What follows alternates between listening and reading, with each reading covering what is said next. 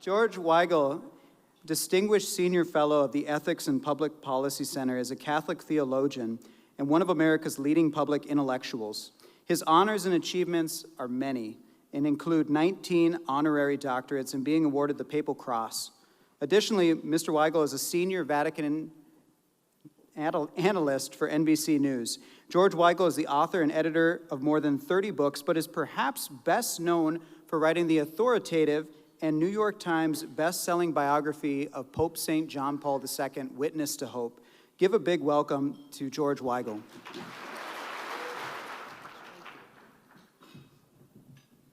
Thanks very much. Good evening, everyone. I have been given a firm time limit, so I'm going to set the timer here. It's great to be back in Bison Country. I was happy to be here with the priests of the Archdiocese just a year ago.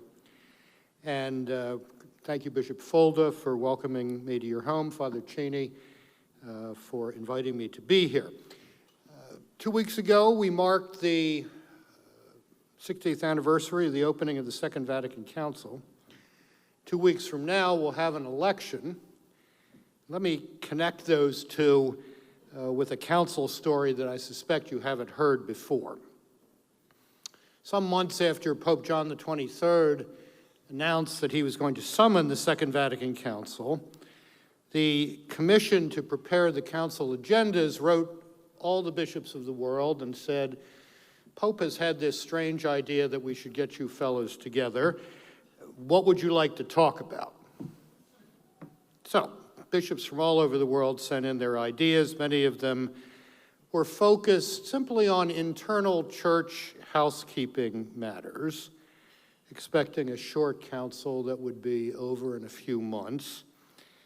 And one of those types of submissions came in from the Archbishop of Washington, a man named Patrick J. O'Boyle. Unlike so many other bishops, he had a kind of laundry list of little internal church housekeeping matters he wanted the council to address, changes in canon law here, perhaps a little vernacular liturgy there. But he must have taken counsel with somebody at Catholic University who said, look, you're going to look better if you put a big think item into this list. So after the 7 housekeeping items from Archbishop O'Boyle, he writes, the council should pronounce, in light of the doctrines of creation and redemption, on the possibility of intelligent life on other planets, which is even funnier in Latin. So I'm reading this in an archive in Rome when I was working on the first volume of my John Paul II biography, and I burst out laughing, and the archivist said, well, what's so funny? Here's the connection to 2 weeks from now. I said, well, having lived in the city for 20 years now, if I were the Archbishop of Washington, the first thing I would want to inquire about is the possibility of intelligent life in my own diocese before I would start fretting about intelligent life in Altis Planetis.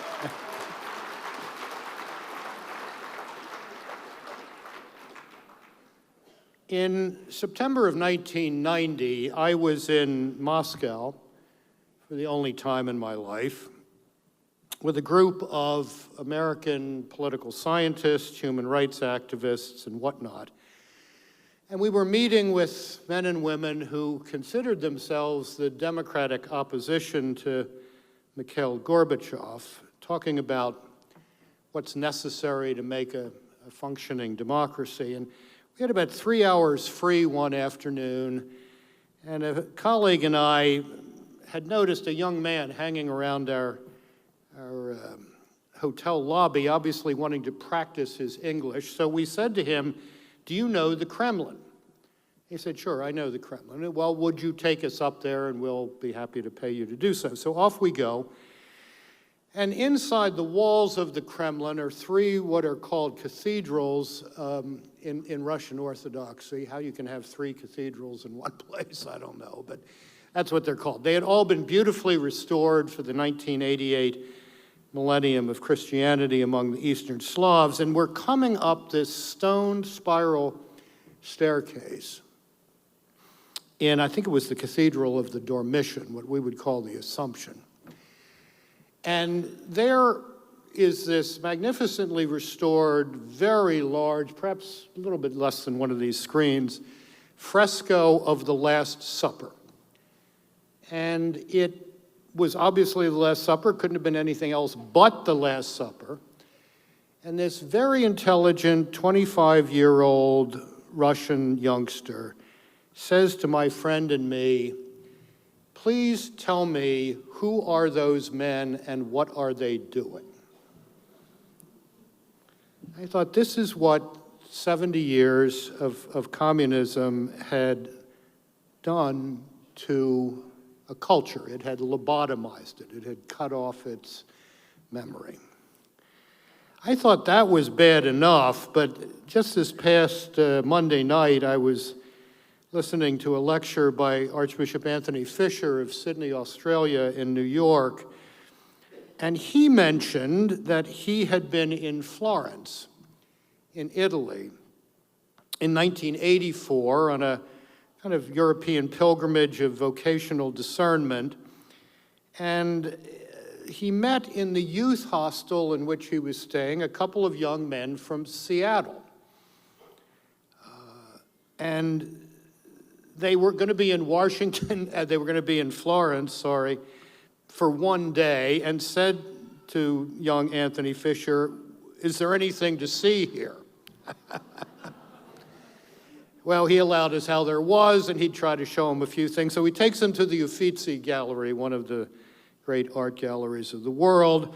And they're going through the Uffizi, and after about 2 hours, one of these kids from Seattle says to Anthony Fisher, "Who is that woman and her baby in so many pictures?" Okay? However appalling all of that is, though, we understand perhaps a bit more the cultural degradation in Russia, but I mean, in 1984, when two kids from Seattle don't know what a Madonna and child represents, however appalling all that is, there was still that hunger to know, who are those men and what are they doing? Who is that woman and her baby? That suggests to me, I think, an insight that undergirds this fantastic campus ministry here in Fargo. And that is the understanding that human beings are, and here comes the 25-cent word, human beings are theotropic. The instinct to be connected to a larger reality and to worship something is hardwired into us. And the function of places like bisonCatholic is to feed that hunger with real food. To feed that hunger for God with real food. To introduce those who are hungering to the one true God and his Son, Jesus Christ, in the work of their Holy Spirit. How does that happen?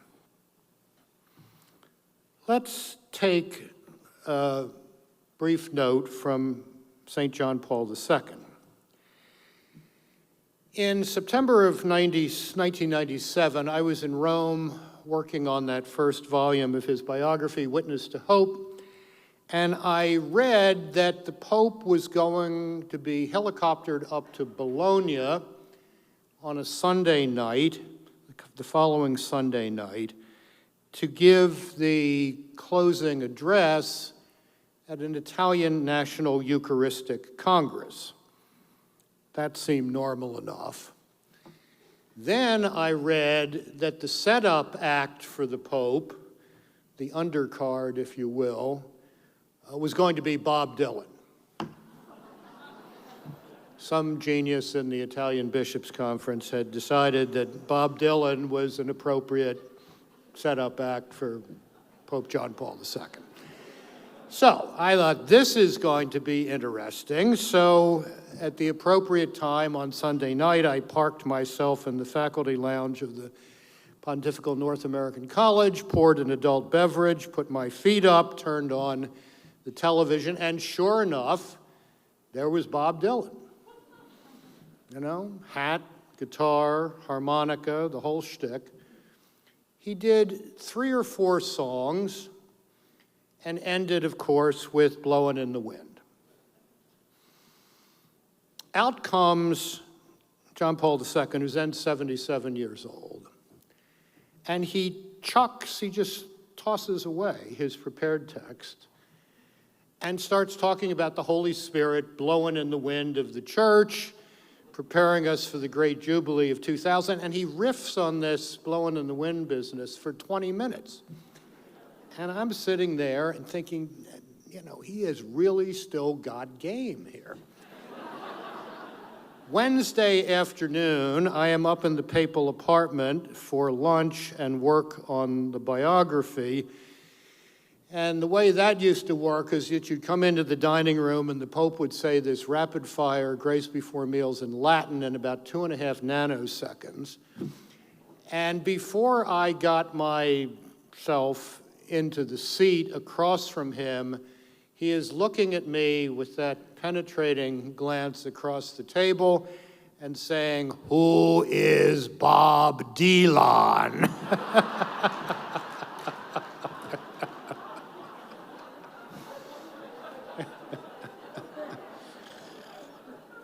To which I replied, to the intense and enduring aggravation of my daughter Monica, who's a great Bob Dylan fan, Holy Father, think of him as someone whose songs always sound better when someone else sings them.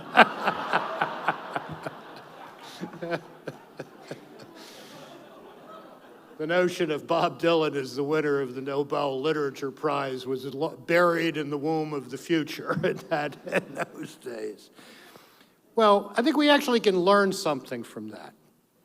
And that is to take from what is around us and turn it to evangelical purpose. We evangelize the culture, and I think this is exactly what happens at bisonCatholic, by taking what is not death-dealing, but life-giving in the culture, or potentially life-giving, and turning it to evangelical purpose. Because whatever is good in the cultures that these young people bring to North Dakota State University can be turned to evangelical purpose, to break open for them the ways in which God continues to work in the world today. So that's the first thing that needs to be done. Take from what's around you. Don't hide in a bunker. Take from what's around you. Find those, what we used to call in theology, semina verbi, seeds of the word, and turn them to evangelical purpose. That takes a while to learn how to do that, and 4 years of exposure and involvement in this great campus ministry helps these young people do that. Second thing that I think happens at places like bisonCatholic is a demonstration of the truth of what then Cardinal Joseph Ratzinger, now Pope Emeritus Benedict XVI, said on many occasions, wrote on many occasions, were the two real proofs of the truth of Christianity. Now, Joseph Ratzinger is arguably the most learned man in the world. But when he is seeking to explain what really demonstrates the truth of Christianity, he doesn't talk about argument or demonstration or intellectual prowess. He talks about beauty and the saints, the two unmistakable markers of the authenticity of Christianity are beauty and the saints. The beautiful liturgy that is celebrated at this campus ministry is one experience of beauty. Those mosaics that were described earlier will be an ongoing experience of beauty. Saints like John Henry Newman,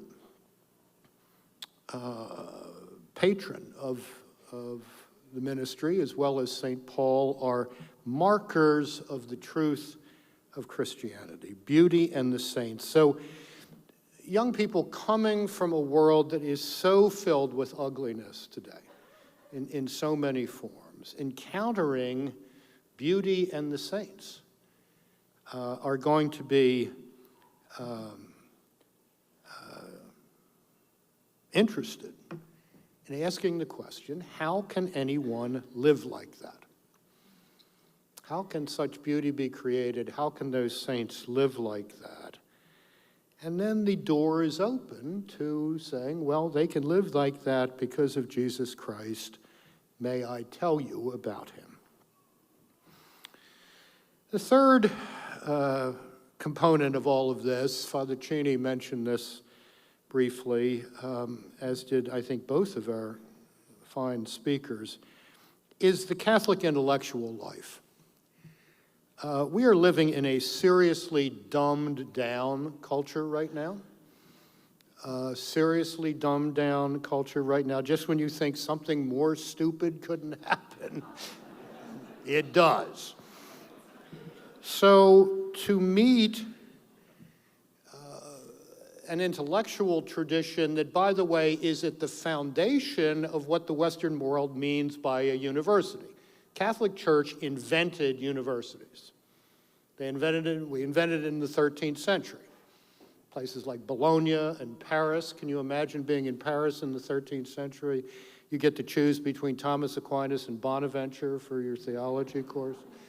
Krakow, Prague, Oxford. The church invented the university in the 13th century, which reminds me briefly of a book that I reread some of recently that is an artifact of my youth growing up in Baltimore in the late 1950s and early 1960s. If you were a nerdy kid like me who was interested in history, the good sisters would sometimes give you a book in the 7th or 8th grade called The 13th, the Greatest of Centuries. Anybody here ever get that? Any raise your hand? You hear that? No? Didn't make it this far out? Okay.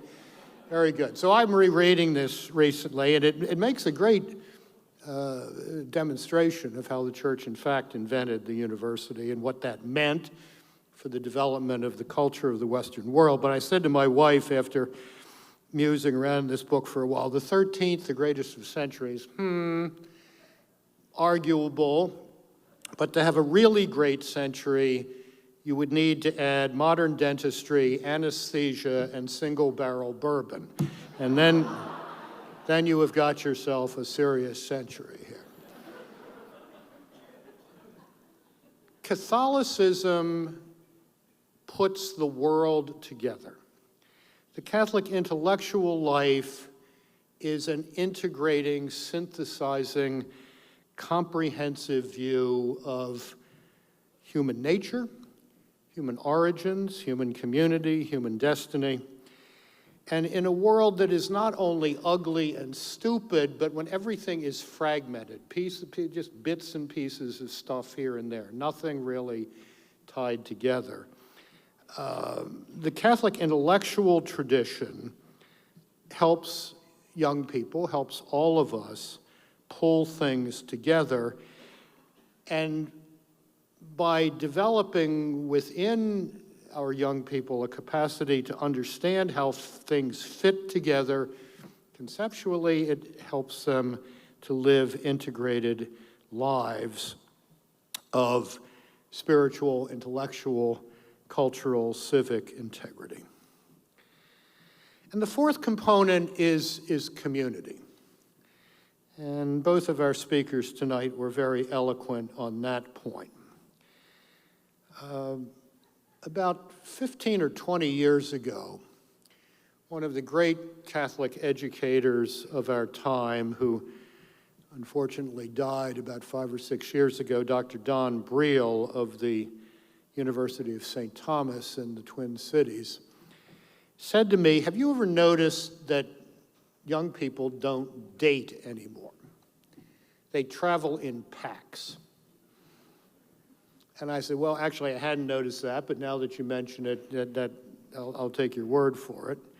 And he said, the reason that is because they're afraid. The sexual revolution has created a whole bunch of weird expectations about how people are to behave with each other. Apparently, in Don's experience, young women simply felt safer traveling in packs. That's a terrible thing. And I have found in my own work with students over the years that the experience of a serious, fun, intellectually stimulating, beautiful, and service-oriented community gets you over that fear, helps you get beyond that fear and just the generic loneliness that comes to all of us at certain points in life. We have here tonight my good dear friend, Sister Maristella, who was my student in Krakow in Poland, 8 years ago? 8 years ago. So I will mention how this happened. Her boss, Mother Agnes Mary Donovan, had called me up a year before that and said, look, we're going to have 70 sisters at World Youth Day in Krakow. Some of them need to know how to get around. Can I send 2 of the sisters to this 3-week intensive program in Catholic social doctrine that I've been running in Krakow for 30 years now? And I said, sure, but they've got to do the program. They can't just come for the George Weigel tour of Krakow. So, fine. And she was very concerned that would they be able to make their holy hour on Friday afternoon or evening. And I said, I'm sure there'll be plenty of time for them to do that while the other students are out doing something else here. So the night before, the afternoon before our opening mass and dinner, I'm looking through the student bios. And there is Sister Maristella, SV, undergraduate education, United States Naval Academy, graduate school, surface warfare gunnery school, Newport, Rhode Island. I said, she's sitting next to me at dinner. And I believe I said, if Putin gets out of control and starts sailing up the Vistula, you're in charge here. But in that program that Sister and others of her community have participated in, I think we've discovered what obviously Father Cheney and Monsignor Schesselman and others have discovered here, that you really need all 4 component parts that I've been talking about to make a program for young adults work. You need an intellectual component.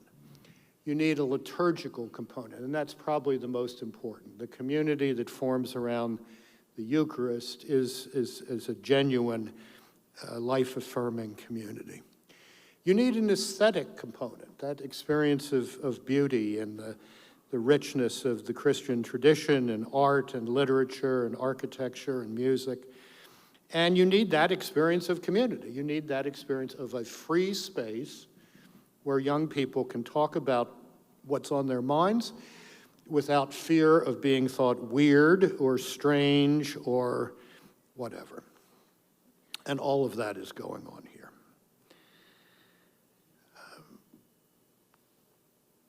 There's a biblical image, I think, for what's happening here in Fargo. And it comes from the story of Samuel in the Old Testament. Samuel was a great prophet, but as you remember from the story, that great prophet only became a great prophet because he had a mentor, Eli, the priest Eli, who suggested to him how to respond when a rumor of angels or even the voice of God was heard in his life. Great prophets need great mentors.